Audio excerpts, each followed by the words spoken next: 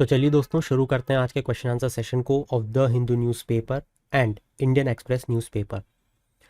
दोस्तों आज के पर्टिकुलर न्यूज़पेपर में भी हम ये देखने की कोशिश करेंगे कि कैसे कम से कम एनर्जी और टाइम लगा के हम मैक्सिमम आउटपुट लेके निकलेंगे, जिसको कहते हैं इफ़िशियंसी।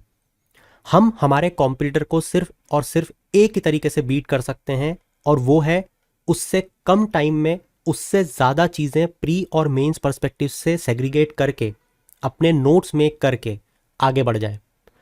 वो अगर 1.5 से 2 घंटे सिर्फ न्यूज़पेपर पढ़ने में स्पेंड कर रहा है और आप भी अगर वही गलती कर रहे हो, then you are on the same page, जो कि हमको गलती नहीं करनी है। तो चलिए शुरू करते हैं। सबसे पहले एक ऐसे टॉपिक से जो सबसे हॉट टॉपिक है अभी के टाइम में, वो है फेड रेट कट या federal reserve cut interest rate. अब मुझे ये मेरे किसी भी स्टूडेंट को बताने की ज़रूरत नहीं है, क्योंकि 2 से 3 दिन से हम लगातार इस पे बात कर रहे हैं, मगर मैं आपको इस टॉपिक को बार बार इसलिए बता रहा हूँ क्योंकि डेल श्योर एक क्वेश्चन हर साल यूपीएससी ऐसे टॉपिक्स पे पूछती है। उसका कारण है ये जो टॉपिक्स होते हैं, अगर एग्ज़ाम में क्वेश्चन आएगा तो एग्ज़ाम में क्वेश्चन किस तरीके का आएगा, या तो इन्फ्लेशन पे आएगा, या तो फॉरेन इन्वेस्टमेंट पे आएगा, या फिर फॉरेक्स रिजर्व पे आएगा, या फिर करेंसी पे आएगा, वोलेटिलिटी पे आएगा, डेप्रिसिएशन एप्रिसिएशन पे आएगा। ये टॉपिक्स रहते हैं। अब मज़े की बात ये है कि ये जो पर्टिकुलर टॉपिक है फेड रेट कट का, इसमें ये सारे टॉपिक्स एक साथ मर्ज होके पढ़े जाते हैं। इसमें एक्सपोर्ट पे क्या इम्पैक्ट पड़ेगा, इंपोर्ट पे क्या इम्पैक्ट पड़ेगा, करेंसी वोलेटिलिटी, सारे टॉपिक, इवन जॉब मार्केट कैसा परफॉर्म करेगा, इन्वेस्टमेंट पे क्या इम्पैक्ट पड़ेगा, सारे टॉपिक इसके अंतर्गत आते हैं।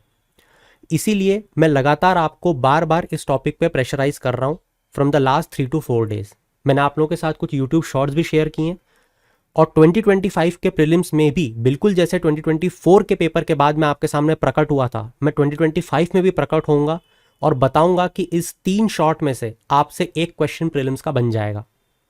डंके की चोट पे मैं बात बोल रहा हूँ, ठीक है।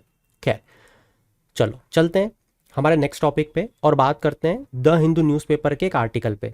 देखो, अब जैसे आप इस आर्टिकल को खोलोगे तो आपको ये समझ में आ जाएगा कि एक बहुत अच्छे ऑथर ने इस आर्टिकल को लिखा है, तो कुछ तो अच्छी बातें बोली ही होंगी, ठीक है। फिर यहाँ पे आपको दिखेगा acclamation for an Indian leadership that still endures. इससे कुछ समझ में नहीं आया हमको कि किस टॉपिक पे बात चलेगी, बस ये समझ में आया कि जो भी टॉपिक होगा उसमें इंडियन लीडरशिप के बारे में बात की गई होगी, ठीक है। बड़ा ही सिंपल सा ये आर्टिकल है। आर्टिकल बात कर रहा है, पहली लाइन से समझ में आता है कि स्टेट विजिट की थी भारत की last month Malaysian prime minister ने। बस अब आ गया पूरा टॉपिक समझ में। ये जो पूरा टॉपिक है ये इंडिया और मलेशिया के रिलेशनशिप पे दिया हुआ है, और इन जनरल बताया गया है इंडिया की लीडरशिप के बारे में, ठीक है। अब देखो, एक जो टॉपर होता है ना, उसका पढ़ने का तरीका होता क्या है, वो ऐसे नहीं शुरू हो जाता है कि बस दिख गया टॉपिक तो पढ़ डालो, नहीं। वो पहले सोचेगा कि मैं इस टॉपिक को क्यों पढ़ रहा हूँ, क्या इंडिया और मलेशिया के बीच में रिलेशनशिप इतनी स्ट्रांग है कि डायरेक्ट क्वेश्चन आएगा। यूपीएससी में जवाब नहीं, आज तक नहीं आया तो अब क्यों आएगा, ठीक है। तो फिर मैं इससे क्या लेके निकलूंगा। तो यहाँ पे वो ये सोचेगा कि इंडिया मलेशिया हो, इंडिया सिंगापुर हो, इंडिया मालदीव्स हो। मालदीव्स बहुत इंपॉर्टेंट देश है, उस पर डायरेक्ट क्वेश्चन आएगा, नेबरहुड कंट्री, क्योंकि ये होता है डिफरेंस समझना कि मलेशिया पे ज़्यादा डीप पढ़ूं कि मालदीव्स पे, तो जवाब मालदीव्स होगा। खैर, मगर वो ये देखेगा कि बड़े टाइम से ग्लोबल साउथ जो है उसके बारे में हमें अलग अलग आर्टिकल्स में बताया जा रहा है, जो कि इस आर्टिकल में भी बताया जाएगा, ये पहली लाइन में लिखा है, राइट।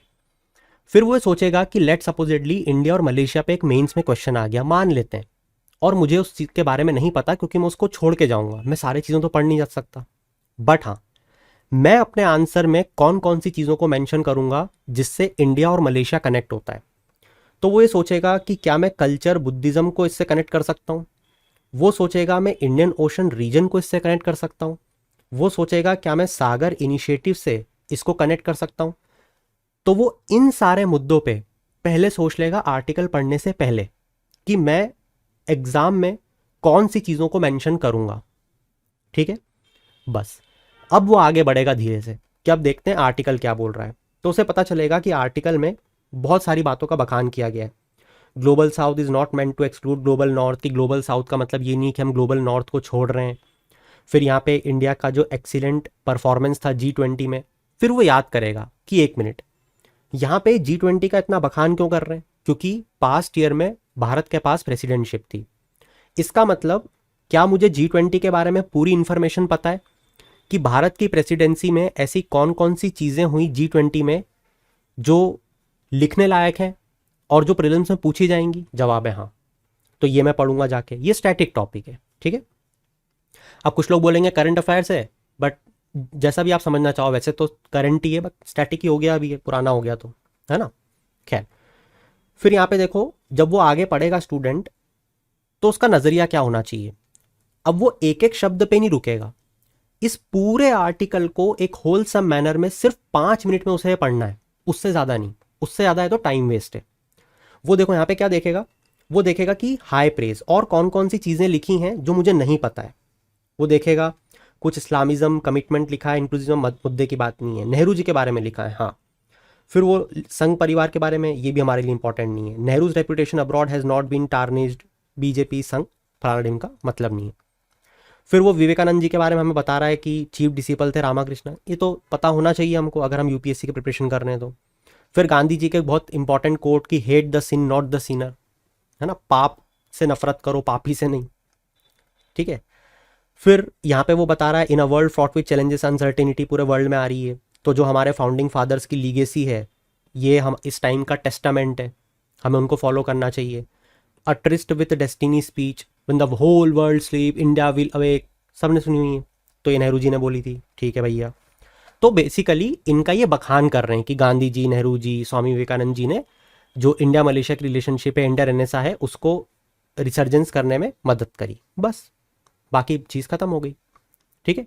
सिर्फ इतनी चीज़ें इसमें इंपॉर्टेंट थी, ठीक है। अब चलते हैं एक और आर्टिकल पे। देखो, अब जैसे next article, Sri Lankan polls economy takes centre stage. अभी 2 दिन पहले, if I'm not wrong, शायद 3 दिन पहले, मैंने आप लोगों को एक चीज़ बताई थी। मैंने बताया था आपको, जब हम यूएस प्रेसिडेंट के बारे में पढ़ रहे थे, या फिर मैं कहूँ यूएस प्रेसिडेंट इलेक्शन के बारे में पढ़ रहे थे, उस दिन भी मैंने आपको ये चीज़ बोली थी कि आपको साइलोज में नहीं पढ़ना है कि यूएस पढ़ रहे हैं तो यूएस ही पढ़ लिया। आपको सोचना है कि देखो, यूएस में प्रेसिडेंट इलेक्शंस हो रहे हैं, श्रीलंका में हो रहे हैं। श्रीलंका में क्या सेमी प्रेसिडेंशियल सिस्टम है क्या, वहाँ पे प्रेसिडेंशियल सिस्टम है क्या, हमारे यहाँ पे पार्लियामेंट्री सिस्टम है क्या, इनमें क्या डिफरेंस है, पहले तो आपको ये पढ़ना है। तो उस पर आज मैं वापस से नहीं बताऊंगा कि क्या पढ़ना है, वो मैं बता चुका हूँ, जिसने नहीं देखा जाके देखना प्रीवियस डेज में, ठीक है। आज दूसरे पर्सपेक्टिव पे बात करते हैं। अब जैसे जो एक टॉपर है वो इस टॉपिक को कैसे पढ़ेगा, सोच के देखो। तो वो पहले तो ध्यान करेगा कि क्या ऐसा कोई प्रीवियस ईयर का क्वेश्चन यूपीएससी ने पूछा हुआ है क्या जो इस टॉपिक से रिलेटेड है। तो उसे पता चलेगा हाँ, एक आईएमएफ का क्वेश्चन यूपीएससी ने पूछा था, एक्सटेंडेड फंड फैसिलिटी टाइप का कुछ, जिसमें लोन दिया गया था श्रीलंका को।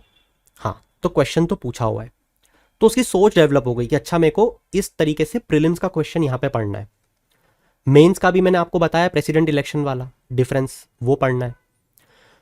फिर वो ये सोचेगा कि यूपीएससी का कभी कोई ऐसा क्वेश्चन पूछेगी कि श्रीलंका के जो इलेक्शंस हैं उसमें इकोनॉमी क्यों इतना इंपॉर्टेंट रोल प्ले कर रही है, और चाइना के रिलेशन में श्रीलंका को कंपेयर करके क्या कोई ऐसा क्वेश्चन पूछेगा। जवाब है हाँ, कुछ भी हो सकता है। बट अगेन, क्या मुझे श्रीलंका की इकोनॉमी के बारे में सारी चीज़ें पता होना चाहिए? जवाब है नहीं। मैं एग्जांपल देता हूँ। अब जैसे आप इस आर्टिकल को पढ़ोगे तो आपको जैसे कुछ बातें पता चलेंगी कि ऑर्गेनिक फार्मिंग को प्रमोट करने के लिए श्रीलंका ने पूरी तरीके से फर्टिलाइजर पे बैन लगा दिया, जिस कारण से उनकी इकोनॉमी में डाउनफॉल आ गया। ये एक बात हो गई। फिर आपको पता चलेगा कि श्रीलंका ने ऐसे इकोनॉमी में बहुत सारे मेजर्स लिए थे, जैसे एक और एग्जांपल दूं तो टैक्स कट मासिव लेवल पे कर दिया। क्यों करा होगा? ताकि इंडस्ट्रीज को इनवाइट कर सकें, वहां पे प्रोडक्शन बढ़ाने के लिए, एम्प्लॉयमेंट जनरेशन हो, इकोनॉमिक ग्रोथ हो, ऐसा, ठीक है।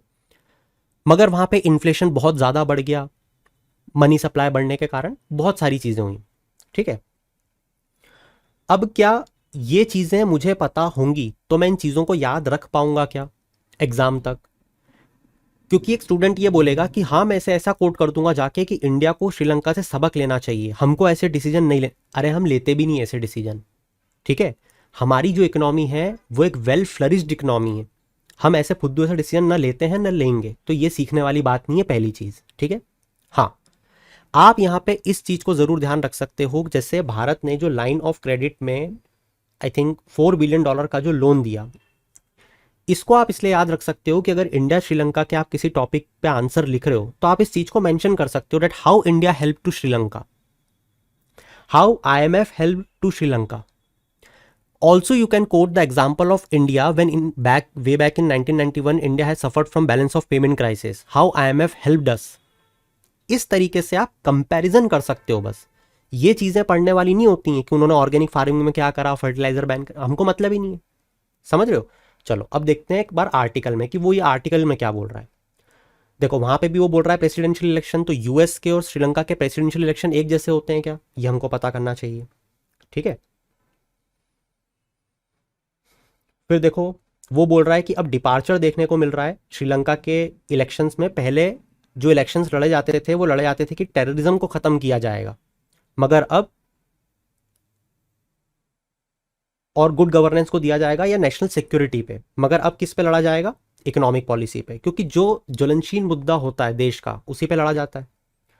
2022 में क्या हुआ, वो लोग ट्विन डेफिसिट प्रॉब्लम से गुजर रहे थे. हाँ, ये एक इकोनॉमी का कॉन्सेप्ट है.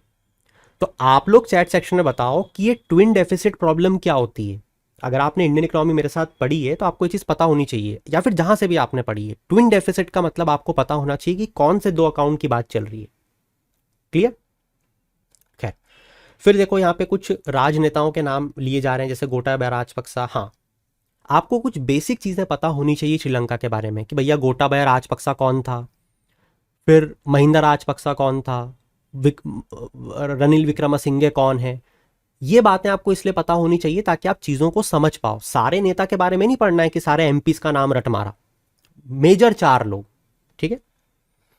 खैर, तो फिर 2022 पैंडेमिक की बात चल रही है. आईएमएफ ने कैसे स्टेप इन किया, extended fund facility $3 billion, India ने कैसे हेल्प करी. ठीक है. फिर ये देखो यहाँ पे कुछ वैल्यू एडेड टैक्स उनके बारे में बता रहे हैं. हमको थोड़ी मतलब है, हमको हमारा वैट ही नहीं आता अभी तक, तो पहले अपना जीएसटी और वैट तो पढ़ लो. ठीक है.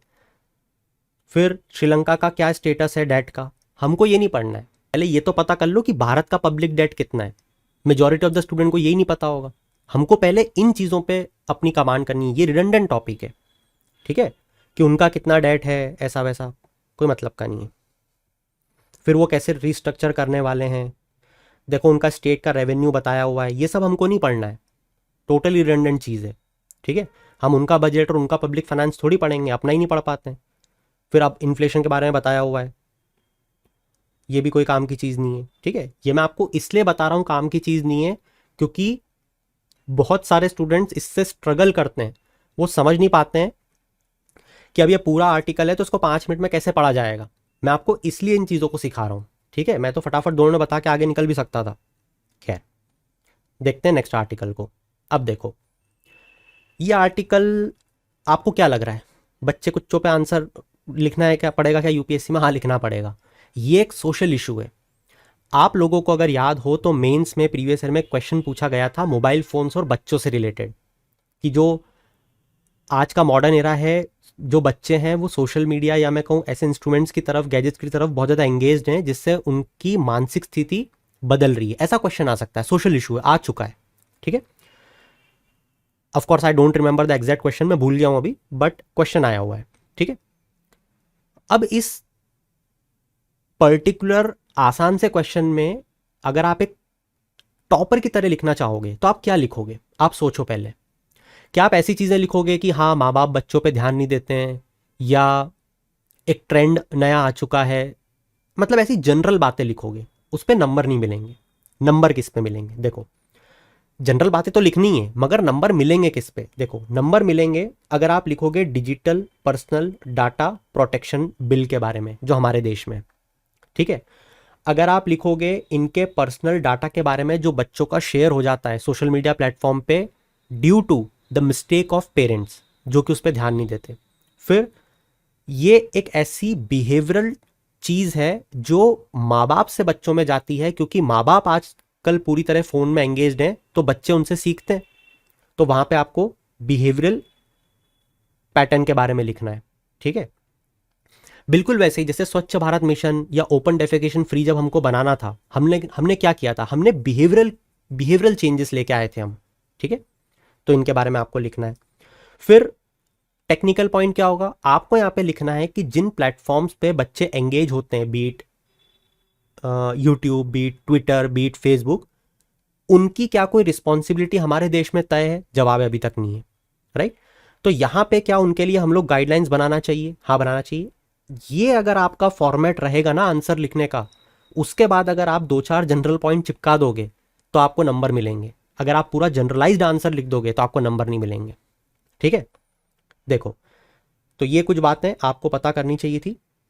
फिर जैसे यहाँ पे एक टर्म दी है, जब भी कोई ऐसी टर्म नजर में आए ना, उसको तुरंत लिख लिया करो। शेरेंटिंग, शेरेंटिंग पेरेंटिंग जैसा कुछ लग रहा है। तो ये एक ऐसी प्रैक्टिस को बोला जाता है जहां पे पेरेंट्स पब्लिसाइज कर देते हैं large amount of potentially sensitive content about their children और इंटरनेट प्लेटफॉर्म्स। इसको कहते हैं शेरेंटिंग। ठीक है, वैसे तो ये बहुत छोटी सी टर्म है, यूपीएससी ऐसी जनरल टर्म्स नहीं पूछती, पूछने के लिए उनके पास हजारों चीज़ें हैं, बट कभी कभी आपको ऐसी चीज़ें लिखने में काम आ जाती हैं। अब इमेजिन करो कि एक स्टूडेंट जो न्यूज़पेपर पढ़ता है, उसने इस चीज़ में शेरेंटिंग के बारे में पढ़ा हुआ है, जहाँ पे माँ बाप बच्चों का data, personal data sensitive share कर देते हैं, और वो इस टर्म को वहाँ पे लिख रहा है और उसको गोला बना के आ रहा है, तो एग्जामिनर उस टर्म को तो देखेगा। अब आप खुद सोचो कि नंबर किसको ज़्यादा मिलेंगे। तो वैसे तो मुझे बताने की ज़रूरत नहीं पड़नी चाहिए, बिना बोले मैं जानता हूँ कि मेरे स्टूडेंट्स ऑलरेडी समझ जाते हैं, बट जिन्होंने भी कोर्सेज को रिसेंटली एनरोल किया है ना, उनका होमवर्क उनको पता चल जाना चाहिए कि आज आपको इंडिया और श्रीलंका के रिलेशंस में पूरी चीज़ें पढ़नी है। जितनी भी चीज़ें मैंने आपको बताई, या इसमें से जो चीज़ें मैंने कुछ नहीं भी बताई, स्किप करी, जैसे मैंने आपको Indian Ocean rim association for regional cooperation के बारे में नहीं बताया, राइट, सागर इनिशिएटिव के बारे में मैंने आपको इलेबोरेटली नहीं बताया, वो इसलिए नहीं बताया because I'm just giving you the hint what you have to read in today's newspaper. तो अब ये आपका दायित्व है, क्योंकि मैं इन सारी चीज़ों को पढ़ा चुका हूँ। ठीक है, तो अब ये आपका दायित्व है कि आप इन चीज़ों को पढ़ो। आप कैसे इमेजिन कर सकते हो इंडिया और श्रीलंका के बीच में एक बहुत बेहतर आंसर लिखने का, अगर आपको इसकी मैपिंग नहीं आती है तो? अगर आपको हिस्टोरिकल टाइज में बेसिक समझ नहीं है इंडिया श्रीलंका रिलेशंस के, कि किस तरीके से राजीव गांधी जी श्रीलंका से रिलेटेड हैं, कैसे तमिलनाडु की पॉलिटिक्स श्रीलंका से चलती है, इंडिया श्रीलंका अकॉर्ड का मतलब क्या है, वहाँ पे लिट्टे का क्या काम था, वहाँ पे जो जोग्राफिकल लोकेशंस हैं, हम्बनतोता पोर्ट हो गया, जाफना हो गया, एक्सेट्रा, आप कैसे आंसर को लिखोगे? समझ रहे हो? फिर जैसे जो मैंने आपको 3-4 नाम बताए थे, जिसमें ये सिरिसेना, महिंदा, गोटाबाया, ये सब, इनके बारे में पढ़ो। ठीक है, कौन से श्रीलंका के मेजर अमेंडमेंट है जो टसल का इशू बने रहते हैं, इनके बारे में पढ़ो। क्वेश्चन जो आएगा वो क्वेश्चन जनरलाइज्ड नहीं आएगा। ठीक है, वो क्वेश्चन एक ब्रॉडर टर्म में आएगा कि इंडिया और श्रीलंका ने कैसे ड्यूरिंग द पास्ट डेकेड या in the past year economic turmoil के टाइम पे एक दूसरे को सपोर्ट किया, या भारत ने सपोर्ट किया। आपको ये सारी चीज़ें किसी न किसी तरीके से वहाँ जोड़ के लिखनी पड़ेंगी, और इतनी ही चीज़ें हैं बस। ठीक है, अब जैसे देखो यहाँ पे मैंने 5 डायमेंशंस बताए हैं जहाँ पे अटेंशन की ज़रूरत है। जैसे डिजिटाइजेशन के बारे में आप लिख सकते हो, एड प्रोग्राम्स के बारे में लिख सकते हो, राइट, सप्लाई चेन को कैसे इनिशिएट किया जा रहा है, एनहेंस किया जा रहा है, सिक्योरिटी एक्सेट्रा, कौन कौन से बर्निंग इश्यूज हैं दोनों के बीच में, ये चीज़ें अगर आप लिख दोगे तो आपका काम हो गया। और फिर ऑफकोर्स जो G20 और बाकी की हमने बातें करी, तो वो भी आपको पढ़ना है जाके, मैंने सारी चीज़ें कवर की हुई हैं। G20 में जितनी भी चीज़ें रिसेंट में हुई हैं, राइट, ब्रिक्स में हुई हैं, वो आपको जाके आज रिवाइज करनी है, ये आपका नेक्स्ट होमवर्क है। इसके बाद में एक बहुत बड़ी न्यूज़, आप सब जानते हो जम्मू कश्मीर, वहाँ के इलेक्शंस के बारे में मुझे बताने की ज़रूरत नहीं, मगर मुझे आप ये बताओ कि क्या यूपीएससी आपसे जम्मू कश्मीर के इलेक्शंस के बारे में क्वेश्चन पूछने वाली है क्या? जवाब है नहीं।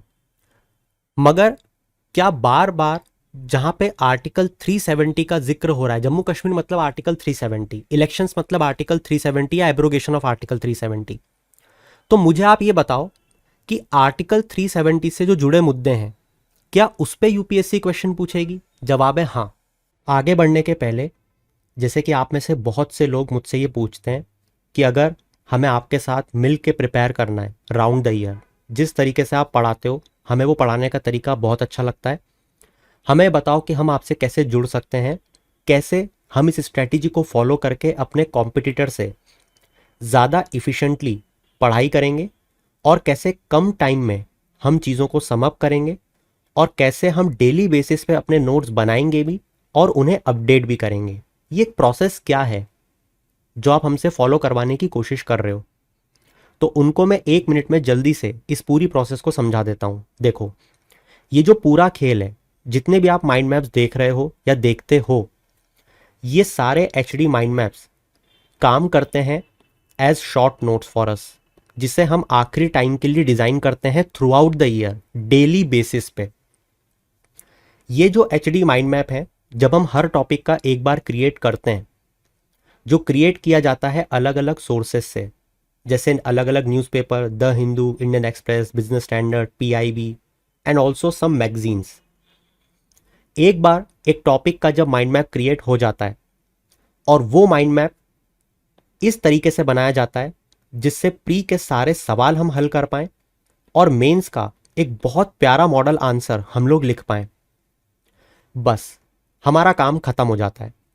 एक बार अगर माइंड मैप बन गया, उसके बाद जब भी न्यूज़पेपर में वो आर्टिकल आता है, हम अपने माइंड मैप को खोलते हैं, उससे उसे कंपेयर करते हैं। अगर न्यूज़पेपर के आर्टिकल में कोई नई चीज़ या ऐसी चीज़ आई है जो हमारे माइंड मैप में नहीं है, कोई नई अपडेशन आई है, तो हम उसे वहाँ पे लिख लेते हैं छोटी सी लाइन में, और हमारा पूरा टॉपिक रिवाइज भी हो जाता है और अपडेट भी हो जाता है। न्यूज़पेपर का न्यूज़पेपर पढ़ना हो जाता है। और सिर्फ न्यूज़पेपर ही नहीं, भले ही वो PT 365 हो या भले ही वो मंथली मैगजीन हो, टॉपिक देखा, उसमें अपडेट किया और आगे बढ़े। इस तरीके से हम डेली बेसिस पे अपनी चीज़ों को अपडेट करते हैं और हमेशा हम प्री और मेंस के लिए तैयार रहते हैं। इसका फ़ायदा ये होता है कि हमें आखिरी टाइम पे जो बाकी एस्पिरेंट्स भागेंगे, हमारे कॉम्पिटिटर इधर उधर, हमको कहीं भी नहीं भागना पड़ता।